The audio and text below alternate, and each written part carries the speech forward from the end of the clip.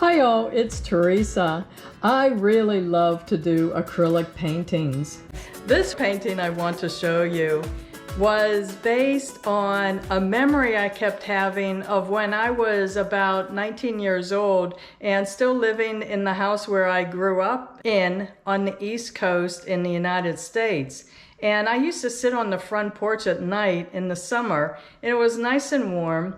And we used to have these fireflies that were on the street, and we used to call them lightning bugs.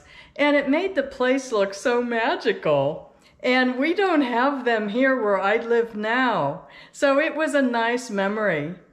So my younger daughter posed for me for this painting because she's shaped about the same way I was shaped when I was 19 years old. Not anymore, but it worked out really well for her to pose for me.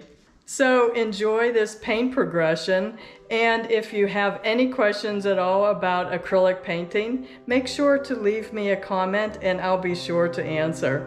So thanks again for watching.